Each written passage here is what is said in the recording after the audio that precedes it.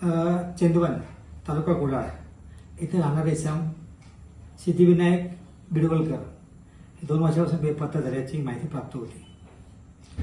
त्यात प्राथमिक चौकशी अनुषंगाने चेंदवन येथे राहणारे त्याची नातेवाईक माधवी मधुकर चव्हाण वय 50 वर्ष यांच्याकडे विचारपूस करता सदर गुन्ह्यातील 4 अटक आरोपी आहेत। त्यांनी त्याच्या हाते घरातून मार्च 2023 मध्ये जबरदस्तीने घेऊन गेल्याचे सांगितले आहे।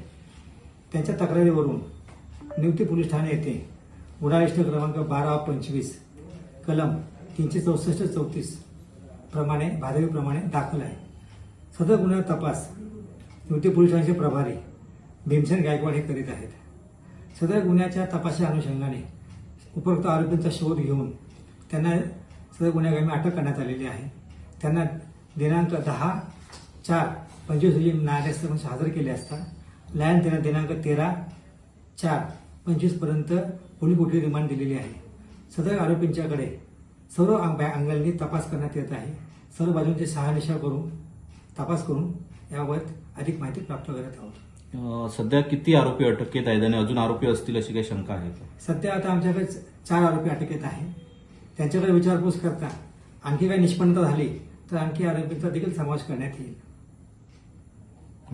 अजून सदरील जो इसम आहे तो बेपत्ता होता आणि त्यानंतर न्यायालयाने तुम्हाला आदेश दिले अशी वृत्तपत्रामध्ये न्यायालयाने दिले नाही। स्वतः आम्हाला माहिती प्राप्त झाली होती।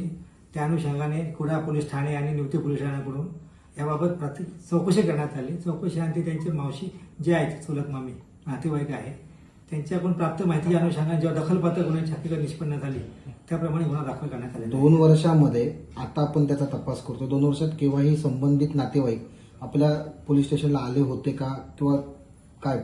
नाही, तशी काय आमच्याकडे तक्रार प्राप्त झालेली नव्हती बाबा। सर नेमका जे आरोपी आहेत त्यांच्यावर आरोप काय ठेवण्यात आलाय? आता सध्या 364-34 आहे म्हणजे त्यामध्ये अपहरण करून घेऊन जाण्याची सध्या तक्रार आहे।